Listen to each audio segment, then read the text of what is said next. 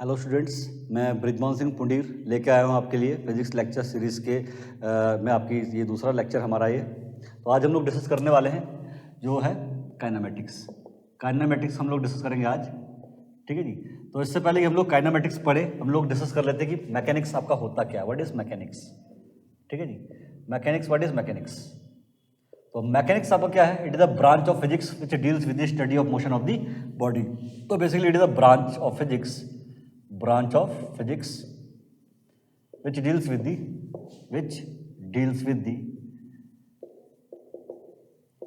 study of motion of the body। तो bodies का जो मोशन होगा, आप फिजिक्स की जिस ब्रांच के अंडर में स्टडी करेंगे दैट इज कॉल्ड मैकेनिक्स। अब मैकेनिक्स में आपको बॉडीज के मोशन की स्टडी करनी है। दो तरीके से आप बॉडी के मोशन की स्टडी कर सकते हैं। तो मैकेनिक्स के भी आपके सब डिवीजन है। पहला आपके पास है काइनेमेटिक्स, दूसरा आपके पास में है डायनामिक्स। ठीक है जी। जैसा कि हम पहले डिस्कस कर चुके हैं, काइनेमेटिक्स में हम बॉडी के मोशन की स्टडी करेंगे, डायनामिक्स में भी हम बॉडी के मोशन की को स्टडी करेंगे। दोनों में फ़र्क क्या है? यहाँ पर अगर आप बॉडी के मोशन को डिस्कस करेंगे तो हमें इस बात से मतलब नहीं है कि आपके बॉडी को, उस बॉडी के मोशन को कौन कौन से जो एक्सटर्नल फैक्टर है, कौन कौन से फोर्सेज हैं वो प्रभावित कर रहे हैं। तो यहाँ पे हम केवल बॉडी के मोशन को स्टडी करेंगे, फोर्सेज की स्टडी नहीं करते हैं। क्योंकि हम डायनामिक्स में बॉडी के मोशन की स्टडी तो करेंगे, साथ ही साथ हम इस बात की स्टडी भी करेंगे कि उस बॉडी के मोशन को अफेक्ट करने वाले फैक्टर्स कौन कौन से हैं। राइट। तो इसमें हम फोर्सेज की स्टडी भी कर लेते हैं। राइट। तो काइनेमेटिक्स आपका क्या है? In this branch of it is a branch of mechanics in which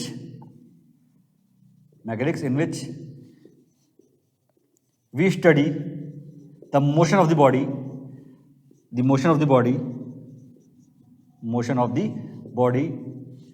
without considering the external forces। तो हम एक्सटर्नल फोर्सेस को कंसिडर नहीं करेंगे। ठीक है जी। जबकि डायनामिक्स में क्या है, हम इसे बॉडी के मोशन की स्टडी तो करेंगे, साथ में हम फोर्सेस और जो दूसरे एक्सटर्नल फैक्टर्स हैं जो कि इस बॉडी के मोशन को इफेक्ट करेंगे उनको भी कंसिडर करेंगे। ठीक है जी। तो हम पहले फोकस करेंगे अपने काइनेमेटिक्स पे। अच्छा जी। जो हमारे पास काइनेमेटिक्स टॉपिक है, काइनेमेटिक्स में हम बॉडी के मोशन की स्टडी करने वाले हैं भैया। तो इसमें बॉडी का जो मोशन होता है, पहले हमें समझना पड़ेगा कि बॉडी का मोशन होता क्या है, व्हाट इज द मोशन। ठीक है जी। तो व्हाट इज मोशन। ठीक। अच्छा, बॉडी के मोशन को समझने से पहले हमें पढ़ना पड़ेगा रेफरेंस पॉइंट। अब क्या होता है रेफरेंस पॉइंट। ठीक है जी। क्योंकि अगर मुझे किसी बॉडी की पोजीशन बतानी है भैया, कोई बॉडी कहाँ पर है स्पेस में, उसकी पोजीशन क्या है, ठीक है जी, तो मुझे एक रेफरेंस पॉइंट बताना पड़ेगा कि किस पॉइंट के रेस्पेक्ट में आप उस बॉडी के मोशन की स्टडी कर रहे हैं। राइट। सपोज मैंने एक पॉइंट बताया, पॉइंट ओ है। मैं कह रहा हूँ कि हमारे पास कोई बॉडी है पी, कोई पॉइंट है पी, वो इस रेफरेंस पॉइंट से जो कि ओ है, यहाँ से आर दूरी पर, कितना दूरी पर है, आर। तो अगर इस पॉइंट की जो पोजीशन है इस रेफरेंस पॉइंट के रेस्पेक्ट में चेंज होगी, मैं फिर से रिपीट कर रहा हूं, इस बॉडी की जो पोजीशन है इस रेफरेंस पॉइंट के रेस्पेक्ट में समय के साथ अगर चेंज होती है तो ये जो पॉइंट पी है इस रेफरेंस पॉइंट के रेस्पेक्ट में मोशन में कहलाएगा। ठीक है जी। तो कहने का मतलब क्या है? पहली चीज तो आपको ये समझ में आई होगी, किसी बॉडी की पोजीशन को बताने के लिए आपको एक रेफरेंस पॉइंट चाहिए। भैया किसी पॉइंट से तो बताओगे कि वो आपका बॉडी कितनी दूर है, तो किसी बॉडी की पोजीशन को बताने के लिए हमें एक रेफरेंस पॉइंट चाहिए। दूसरी बात, अगर इस रेफरेंस पॉइंट के रेस्पेक्ट में इस बॉडी की पोजीशन समय के साथ बदल रही है तो आप क्या बोलेंगे, ये बॉडी क्या है, इस पॉइंट के रेस्पेक्ट में मोशन में है। तो पहली चीज हमारे पास टर्म आती है रेफरेंस पॉइंट, जो कि बहुत जरूरी है किसी बॉडी के पोजीशन और मोशन को डिस्क्राइब करने के लिए। और दूसरी बात यह है कि मोशन में बॉडी कब कहलाएगी, if the position of the body changes with respect to time, with respect to a reference point with the passage of time। ठीक है जी। तो समय के साथ अगर किसी बॉडी की जो पोजीशन है किसी रेफरेंस पॉइंट के रेस्पेक्ट में चेंज हो रही है तो वो बॉडी मोशन में होगी उस रेफरेंस पॉइंट के रेस्पेक्ट में। राइट। ठीक है जी। अब बॉडी का मोशन तो समझ में आ गया हमें कि बॉडी की, है ना। अब बात करते हैं बॉडी के मोशन पैरामीटर्स की। हम बॉडी के मोशन को डिस्कस कैसे करेंगे, स्टडी कैसे करेंगे। ठीक है जी।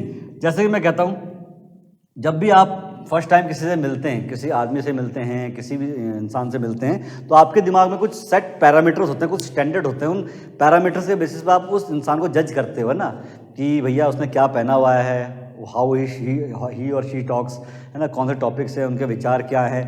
तो बहुत सारे parameters, what is their getup, what is their appearance, तो there are lots of parameters in our mind in order to जज ए पर्टिकुलर पर्सन। उसी तरह से किसी बॉडी के मोशन को स्टडी करने के लिए, किसी बॉडी के मोशन को जज करने के लिए हमारे अंदर कुछ, हम लोगों ने कुछ स्टैंडर्ड, कुछ पैरामीटर सेट किए हुए, हम उन्हें बोलते हैं मोशन पैरामीटर्स। तो उसमें पहला जो पैरामीटर हमारे पास में है वो है डिस्टेंस। जब बॉडी मूव करेगी तो जाहिर सी बात है वो डिस्टेंस भी ट्रेवल करेगी। दूसरा पैरामीटर हमारे पास में है डिस्प्लेसमेंट, ठीक है जी, डिस्प्लेसमेंट। तीसरा पैरामीटर जो हम स्टडी करेंगे वो है आपके पास स्पीड, ठीक है जी। फिर हमारे पास में है fourth velocity, and last one is acceleration. Acceleration, तो ये कुछ आपके मोटे मोटे पैरामीटर्स हैं जिन पैरामीटर से बेसिस पे हम किसी बॉडी के मोशन को डिस्कस करते हैं। बताने की जरूरत नहीं है भाई डिस्टेंस और डिस्प्लेसमेंट आप क्या होते हैं, है ना। अगर बॉडी एक पॉइंट से दूसरे पॉइंट तक जा रही है तो उसने जो पाथ ट्रेवल किया है, उस बॉडी ने जो पाथ ट्रेवल किया है, उस पाथ की जो टोटल लेंथ होगी वही तो डिस्टेंस है। एग्जाम्पल लेते हैं, मैं डिस्टेंस और डिस्प्लेसमेंट की अगर मैं बात करता हूँ, है ना, मैं बात करता हूँ डिस्टेंस की, जैसे कि डिस्टेंस एंड डिस्प्लेसमेंट की, एंड डिस्प्लेसमेंट। तो देखेंगे भाई, सपोज बॉडी ने पॉइंट ऐसे चलना शुरू किया, बॉडी गई पॉइंट बी तक, पॉइंट बी तक गई, ठीक है जी। तो बॉडी ने जो पाथ ट्रेवल किया है, इस पाथ की जो टोटल लेंथ होगी वो बॉडी के द्वारा तय की गई डिस्टेंस होगी। एग्जाम्पल ले लेता हूं, बॉडी ने 50 मीटर का पाथ ट्रेवल किया, 10 सेकंड लगाए, ठीक है जी।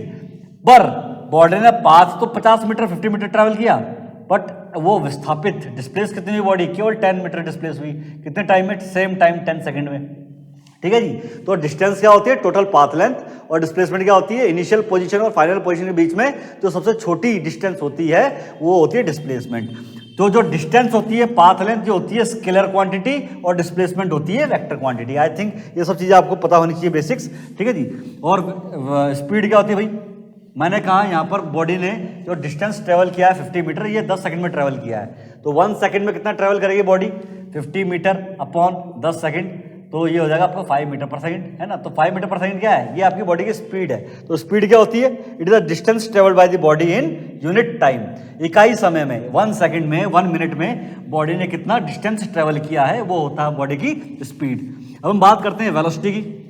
अच्छा, स्पीड एक स्केलर क्वांटिटी है, स्पीड क्या है, एक स्केलर क्वांटिटी है। अब हम बात करते हैं बॉडी की वेलोसिटी की। वेलोसिटी क्या होता है भाई, सेम बॉडी ने डिस्टेंस तो 50 मीटर का ट्रेवल किया है, 50 मीटर का डिस्टेंस ट्रेवल किया है, बट अगर आप देखेंगे इसी बॉडी ने जो डिस्प्लेसमेंट है, इस बॉडी का जो डिस्प्लेसमेंट है वो 10 मीटर का है, समझिए ना। तो 10 सेकंड में डिस्प्लेसमेंट है 10 मीटर है, 10 सेकंड में डिस्प्लेसमेंट है 10 मीटर, तो 1 सेकंड में जो बॉडी का डिस्प्लेसमेंट होगा वो होगा 1 मीटर का, है ना। तो कहने का मतलब क्या है, डिस्प्ले आपका वेलोसिटी क्या होती है, displacement of a body in unit time. तो अगेन आपकी जो वेलोसिटी होती है उसकी एसआई यूनिट होती है मीटर पर सेकंड, और आपका जो वेलोसिटी एक वेक्टर क्वांटिटी है, ठीक है जी। उसी तरह से आपको पता होना चाहिए एक्सेलरेशन आपका क्या होता है भाई। एक्सेलरेशन क्या होता है, rate of change of velocity, rate of change of velocity, rate of change of velocity, change of velocity. मतलब जब जब बॉडी की वेलोसिटी चेंज होगी तब तब एक्सेलरेशन का जिक्र होगा। मैं कह रहा हूं कि अभी शुरुआत में बॉडी की वेलोसिटी है, इनिशियल वेलोसिटी बॉडी की मैं कह रहा हूं 2 मीटर पर सेकंड है। कुछ समय के बाद बॉडी की फाइनल जो वेलोसिटी हो गई वो मैं कहता हूँ आपकी हो गई 16 मीटर पर सेकंड, 16 मीटर पर सेकंड होगी। टाइम लगा बॉडी को, जो 2 मीटर पर सेकंड से 16 मीटर तक कट होने में टाइम लगा 7 सेकंड, ठीक है जी। तो चेंज इन वेलोसिटी कितना है भाई, चेंज इन वेलोसिटी हमारे पास में है 16 माइनस 2, ये होता है 14 मीटर पर सेकंड, ठीक है जी। और जो समय लगा वो कितना हमारे पास में, वो समय हमारे पास 7 सेकंड है। तो एक्सेलरेशन कितना होगा, delta we upon T, delta we upon T. तो ये हो जाता है 14/7, ये हो जाता है 2 मीटर पर सेकंड स्क्वायर, राइट। तो 2 मीटर पर सेकंड स्क्वायर का हमारे पास ये एक्सेलरेशन है। तो ये एक्सेलरेशन क्या आया है कि हर सेकंड जो बॉडी की वेलोसिटी में चेंज आ रहा है वो 2 मीटर पर सेकंड का आ रहा है, ठीक है जी। तो मतलब जब जब वेलोसिटी में चेंज होगा तब तब एक्सेलरेशन आएगा। अगर वेलोसिटी चेंज ना हो, वेलोसिटी शुरुआत में भी 2 मीटर पर सेकंड है, बाद में भी 2 मीटर पर सेकंड है, तो चेंज कितना है वेलोसिटी में, 0। अगर चेंज 0 है तो एक्सेलरेशन भी 0 हो जाएगा। मतलब एक्सेलरेशन किससे जुड़ा हुआ है कि भैया बॉडी की वेलोसिटी कितनी जल्दी जल्दी चेंज हो रही है, कितनी तेजी से आपकी बॉडी की वेलोसिटी चेंज हो रही है, मतलब वेलोसिटी चेंज से जुड़ा हुआ है आपका एक्सेलरेशन। तो आई थिंक ये सारी चीज़ आपको समझ में आया होगा। आपको ये मोशन पैरामीटर आपको क्या होते हैं, समझे ना। चलिए जी, अब हम आगे बढ़ते हैं, ठीक है, तो ये motion parameter I think I hope आप लोगों को अच्छे से समझ में आ गया होगा। ठीक है, अब हम बात करेंगे टाइप्स ऑफ मोशन की। तो टाइप्स ऑफ मोशन हम ब्रॉडली देखें तो हमारे पास 3 तरह के मोशन है, 1D motion, 2D motion and 3D motion. ठीक, 1D मोशन, 2D मोशन और 3D मोशन। मैंने आपको अपने पहले लेक्चर में बताया था 1D मोशन क्या होता है, 2D मोशन क्या होता है। जिसने वो पहला लेक्चर अटेंड नहीं किया था एक बार वो थोड़ा गौर कर लेंगे। तो टाइप्स ऑफ मोशन मैं डिस्कस कर लेता हूँ। Types of motion, types of motion, types of motion में हमारे पास होते हैं ब्रॉडली 1D मोशन, ठीक है जी। दूसरा हमारे पास में होता है 2D मोशन और तीसरा हमारे पास में भाई 3D मोशन। 3D मोशन में हमें जाना भी नहीं है, ठीक है जी। तो 3D मोशन तक हमें जाना नहीं है, हमें केवल 1D और 2D तक कन्फाइंड रहना है, ठीक है जी। 1D मोशन क्या होता है? ऐसा मोशन जिसमें कि बॉडी, इसको हम स्ट्रेट लाइन मोशन बोलते हैं, और स्ट्रेट लाइन मोशन, ठीक है जी, स्ट्रेट लाइन मोशन। ऐसा मोशन जिसमें किसी पॉइंट पर, किसी समय पर बॉडी की पोजीशन बताने के लिए आपको केवल और केवल एक कोऑर्डिनेट की आवश्यकता पड़ रही है, एक्स या तो वाई या केवल जेड। मतलब बॉडी एक ही डायरेक्शन में चल रही है। बॉडी, मैं कह रहा हूँ अगर एक्स डायरेक्शन चल रही है तो एक्स डायरेक्शन में चल रही है, आपको केवल बॉडी का एक्स कोऑर्डिनेट बताना है कि ये फलाना टाइम में बॉडी यहाँ पर है, फलाना टाइम में यहाँ पर है। आपको ये नहीं बताना कितने हाइट पर है ना, आपको केवल एक ही कोऑर्डिनेट बताना है, एक्स। तो एक्स, अगर बॉडी ऊपर की तरफ जा रही है तो केवल वाई बताना है, दाएं बाएं नहीं जा रही बॉडी, केवल ऊपर जा रही है ना, तो केवल आपको वाई कोऑर्डिनेट बताना है। तो मतलब किसी समय पर बॉडी की पोजीशन को बताने के लिए हमें केवल एक कोऑर्डिनेट की आवश्यकता होती है स्ट्रेट लाइन मोशन या 1D मोशन में। पर अगर आपको बॉडी की पोजीशन बताने के लिए किसी समय पर 2 कोऑर्डिनेट की आवश्यकता पड़े तो उसे बोलते हैं हम 2 डायमेंशनल मोशन। अगर बॉडी ऐसे मूव कर रही है भाई, आप यहाँ पे खड़े हो, ठीक है जी, तो अगर आप यहाँ पे खड़े हो, बॉडी ऐसे मूव कर रही है, आपसे दूर भी जा रही है और आपसे हाइट भी गेन कर रही है ना, आपसे दूर भी जा रही है, तो आपको किसी समय पर बॉडी की पोजीशन बताने के लिए क्या क्या बताना पड़ेगा कि भैया आपसे कितना दूर है और कितनी हाइट पर है। तो इस प्रकार के मोशन को बोलते हैं 2 डायमेंशनल मोशन, समझिए ना। और 3 डायमेंशनल मोशन क्या होता है? एग्जाम्पल दिया था, अगर आपने किसी कोई चिड़िया उड़ रही है, ऐसे उड़ रही है, तो वो आपसे दूर भी जा रही है और हाइट भी गेन कर रही है ना। कैसे? ऐसे जा रही है, ऐसे जा रही है, जा रही है, आपसे दूर भी जा रही है ना, और हाइट भी गेन कर रही है। और प्लस अगर वो उस बोर्ड से बाहर निकल जाए, वो चिड़िया उस बोर्ड से बाहर निकल जाए, तो आपको ये चीज़ भी बतानी पड़ जाएगी, ये वाली वो भी बतानी पड़ेगी। तो किसी इंस्टेंट पर उस चिड़िया की, उस इंसेक्ट की जो उड़ रहा है, उसकी पोजीशन बताने के लिए आपको 3 कोऑर्डिनेट की आवश्यकता पड़ रही है। आपसे कितना दूर है, कितनी हाइट पर है और कितना आगे की तरफ है, कितना आगे की तरफ निकल रखा है वो, है ना। तो उस प्रकार के मोशन को बोलते हैं 3D मोशन, पर हमें वहाँ तक जाना नहीं है, ठीक है जी। तो आई थिंक आपको समझ आया हो 1D मोशन, 2D मोशन आपका क्या होता है ना। अब हम बात करते हैं types of straight line motion. जो आपका स्ट्रेट लाइन मोशन है फर्दर कितने प्रकार का आपका होता है? तो ये स्ट्रेट लाइन मोशन फर्दर आपके 2 प्रकार का है, यूनिफॉर्म मोशन और दूसरा कौन सा है? नॉन यूनिफॉर्म मोशन, ठीक है जी।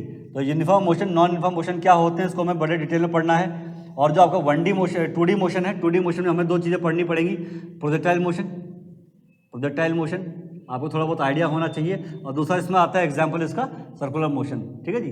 सर्कुलर मोशन भी आपका क्या है? 2 डायमेंशनल मोशन है, सर्कुलर मोशन, ठीक। अब यूनिफॉर्म मोशन क्या होता है बच्चों? यूनिफॉर्म मोशन बहुत ही ज़्यादा इंपॉर्टेंट है। यूनिफॉर्म मोशन होता है ऐसा मोशन जिसमें बॉडी की वेलोसिटी क्या होती है? कांस्टेंट होती है, बॉडी की वेलोसिटी चेंज नहीं होती है। इन सच काइंड ऑफ मोशन जो बॉडी की वेलोसिटी होती है बच्चों, वो कांस्टेंट होती है, ठीक है जी।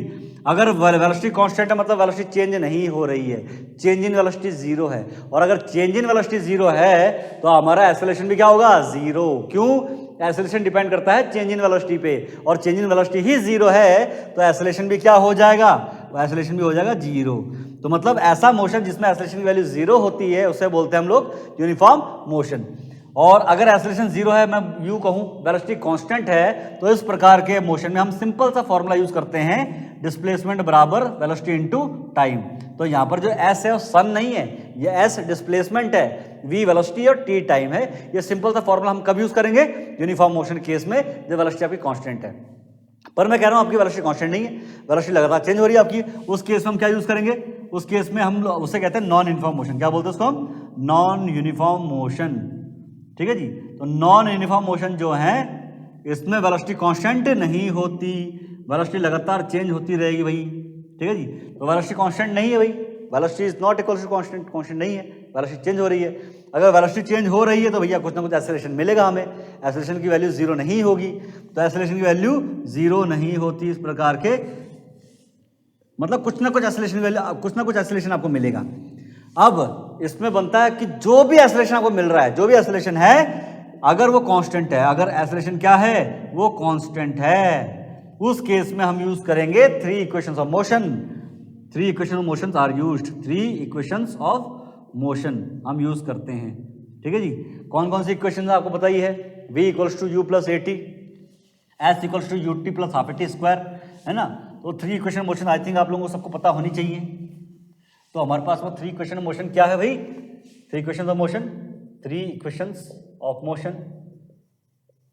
हमारे पास जो पहली इक्वेशन आती है वो है v equals to u plus a t, दूसरी इक्वेशन है s equals to u t plus half a t का स्क्वायर, तो तीसरी इक्वेशन है वो है v का स्क्वायर इक्वल्स टू यू का स्क्वायर प्लस 2as।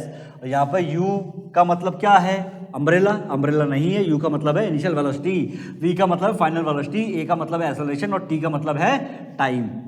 समझ गए ना। तो ये आपको पता होना चाहिए। तो ये हम तीन इक्वेशन यूज करेंगे।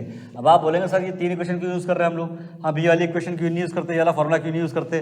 भाई ये वाला फॉर्मूला तब यूज करेंगे जब इतने टी टाइम के लिए, इतने समय के लिए वेलोसिटी कांस्टेंट हो, पर यहाँ पर तो वेलोसिटी बदल रही है लगातार, एक्सेलरेशन जीरो नहीं है ना, तो वेलोसिटी चेंज हो रही है। कौन सी वेलोसिटी रखो यहाँ पे बताओ, इस फॉर्मूले कौन सी वेलोसिटी रखोगे। तो ये वाला फॉर्मूला यूज नहीं कर सकते हम लोग डिस्प्लेसमेंट फाइंड करने के लिए, डिस्प्लेसमेंट फाइंड करने के लिए वाला फॉर्मूला यूज नहीं कर सकते। तो हम ये वाला फॉर्मूला यूज करते हैं, एस बराबर you t plus half a t square. समझ गए ना, यहाँ पे ए एक्सेलरेशन है, यू इनिशियल वेलोसिटी है। तो आई होप आपको समझ आया होगा। हम ये तीन इक्वेशन ऑफ मोशन का यूज कब करते हैं, जब हमारे पास नॉन यूनिफॉर्म मोशन होता है और उसमें भी एक्सेलरेशन कांस्टेंट हो। हमारे पास एक्सेलरेशन क्या होना चाहिए, कांस्टेंट। तो आई थिंक आई होप कि आप लोगों को अच्छे से समझ आ गया होगा। चलिए जी, तो ये था आपका थोड़ा ब्रीफ आइडिया, है ना। अच्छा, अब जो ग्रुप एक्स वाले बच्चे होते हैं उनके लिए थोड़ा सा एक हम लेवल आगे चलते हैं। अगर नॉन यूनिफॉर्म मोशन में ही, एक्सेलरेशन तो खैर जीरो नहीं हो सकता, एक्सेलरेशन कुछ ना कुछ मिलेगा। अगर एक्सेलरेशन कांस्टेंट है तब तो आप थ्री इक्वेशन मोशन का यूज कर लेंगे, पर अगर एक्सेलरेशन कांस्टेंट नहीं है तब क्या करेंगे भाई। अगर नॉन यूनिफॉर्म मोशन में एक्सेलरेशन कांस्टेंट नहीं है, समझ गए, जीरो भी नहीं है और जो एक्सेलरेशन फिक्स भी नहीं है, तब क्या यूज करेंगे, तब हम सिंपल सा फॉर्मूला यूज करते हैं भाई, क्या, कि वेलोसिटी बराबर rate of change of position, है ना, rate of change of position velocity. एक फॉर्मूला ये यूज करेंगे, दूसरा फॉर्मूला क्या यूज करेंगे, acceleration equals to dv upon dt, या एक्सेलरेशन का एक फॉर्मूला और होता है v dv अपॉन ds। ये हम फॉर्मूला यूज करते हैं कब, अगर आपके पास एक्सेलरेशन कांस्टेंट ना हो। अगर एक्सेलरेशन कांस्टेंट तो बहुत बढ़िया है, हम ये थ्री इक्वेशन मोशन यूज कर लेंगे, और अगर एक्सेलरेशन कांस्टेंट ना हो तो आप ये थोड़े से ये वाले कंसेप्ट हम यूज करेंगे। ठीक है जी, पर ये केवल ग्रुप एक्स के बच्चों के लिए है, उसमें से भी ये वाला फॉर्मूला ज़्यादा इंपॉर्टेंट है, इसको आप छोड़ भी देंगे तभी कोई दिक्कत नहीं है। ठीक है जी, चलिए जी, तो आप लोगों को आइडिया लग गया होगा भैया 1D मोशन क्या होता है, 2D मोशन क्या होता है, 3D मोशन क्या होता है। 1D मोशन में आपके दो प्रकार के मोशन है, uniform motion, non uniform motion. पहले हम फोकस कर लेते हैं यूनिफॉर्म मोशन पे, जिसमें कि वेलोसिटी कांस्टेंट है, और कुछ क्वेश्चंस देखते हैं, तब हम आगे बढ़ेंगे किसी में 1D मोशन में, तब हम बढ़ेंगे आगे नॉन यूनिफॉर्म मोशन में। पहले हम यूनिफॉर्म मोशन को डिस्कस कर लेते हैं। ठीक है जी, तो यूनिफॉर्म मोशन में आपको पता है सिंपल सा हमें फॉर्मूला यूज करना है। ठीक है भाई, अब हमारे पास अच्छा, अब एक चीज आपके पास दो इंपॉर्टेंट टर्म और आती है, average velocity and average speed. क्या होती है भाई एवरेज वेलोसिटी, एवरेज स्पीड, उसको भी देख लेते हैं हम लोग एक बार। एवरेज वेलोसिटी और एवरेज स्पीड, तो कुछ इंपॉर्टेंट टर्म्स हमारे पास। एवरेज स्पीड क्या होती है, एवरेज स्पीड जो होती है ना, एवरेज स्पीड ये होती है बॉडी ने कितना डिस्टेंस ट्रेवल किया, total distance travelled upon total time taken, total time taken, और बॉडी को कितना समय लगा। तो इन दोनों का जो रेशियो होता है उसे बोलते हैं एवरेज स्पीड। और एवरेज वेलोसिटी क्या होता है, एवरेज वेलोसिटी क्या होता है भाई, एवरेज वेलोसिटी होता है total displacement upon total time, total displacement upon total time, total displacement upon total time, total time. तो इन दोनों का जो रेशियो होता है उसे बोलते हैं हम लोग क्या, एवरेज वेलोसिटी। अब average velocity displacement upon time, और ये होता है डिस्टेंस अपॉन टाइम, राइट। इन दोनों की एसआई यूनिट क्या होती है भाई, मीटर पर सेकंड होती है, इसकी भी मीटर पर सेकंड होती है। और इसका जो ये कैसी क्वांटिटी है, ये है स्केलर क्वांटिटी, ये क्या है स्केलर क्वांटिटी। और ये कैसी क्वांटिटी नीचे वाली, ये वेक्टर क्वांटिटी है, और ये कैसी क्वांटिटी है, वेक्टर क्वांटिटी, वेक्टर क्वांटिटी। ठीक है जी, तो ये एवरेज वेलोसिटी हम ऐसे निकालते हैं और एवरेज स्पीड हम ऐसे निकालते हैं। अब एक क्वेश्चन ले लेते हैं हम लोग, ए बस A bus travels first half of its journey with a velocity of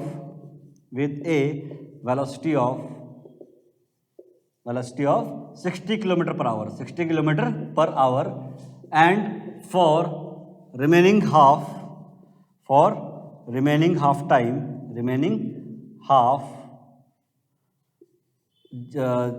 journey, remaining half जो यात्रा है उसकी with a velocity of 48 kilometre per hour, 48 kilometre per hour. Then find average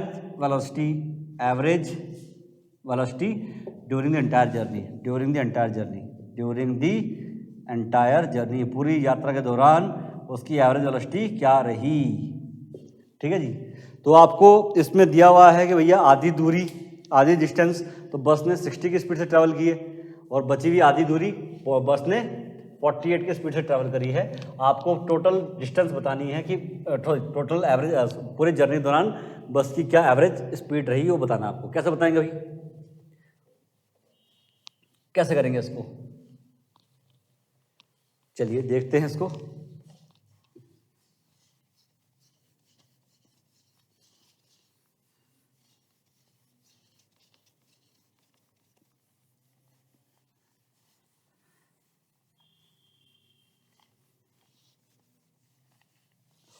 देख लेते हैं.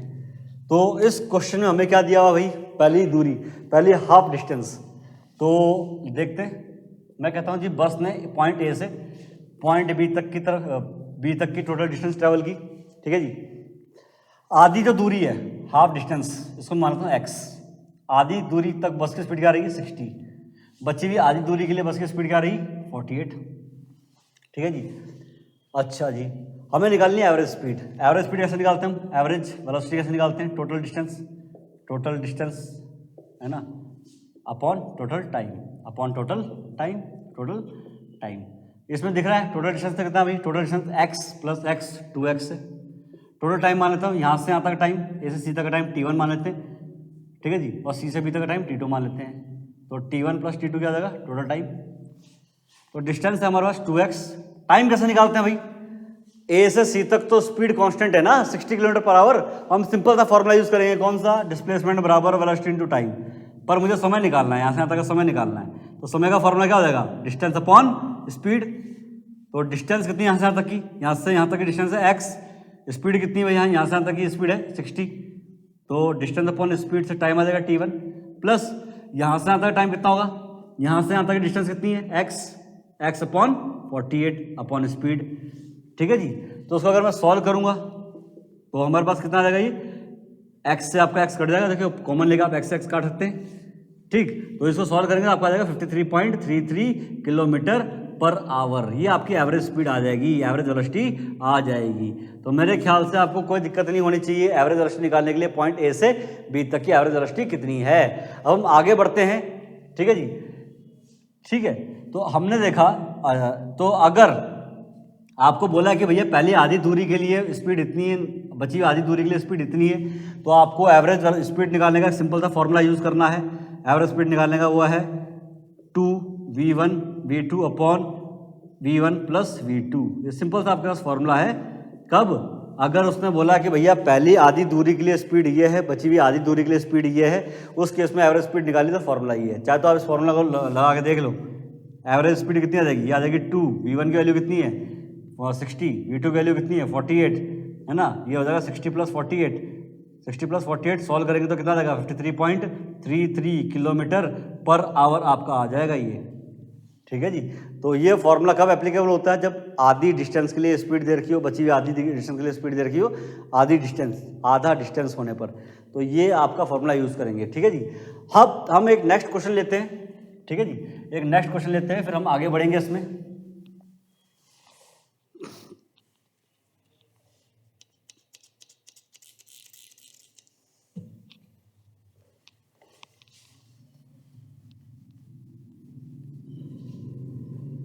एक क्वेश्चन और डिस्कस कर लेंगे और आज हमारा यूनिफॉर्म मोशन के लिए खत्म हो जाएगा फिर. ठीक, आपके जो भी सजेशन है बच्चों कमेंट सेक्शन में आप प्लीज़ मेंशन कीजिए।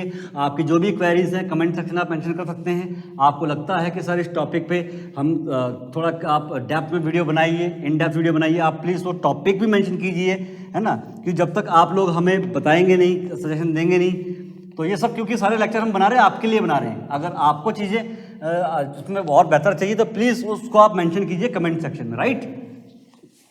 चलिए हम आगे बढ़ रहे हैं।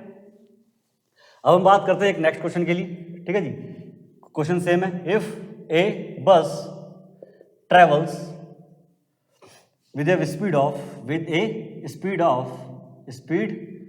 If a bus travels with A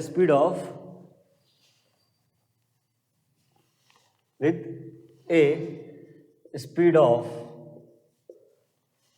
60 kilometre per hour during first half time and with a speed of 48 kilometer per hour for remaining half time,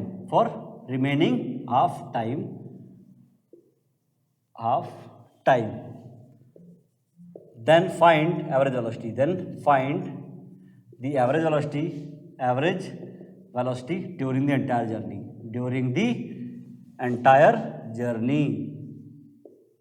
पूरी जर्नी के दौरान बॉडी की एवरेज वेलोसिटी क्या रही, आपको ये बताना है।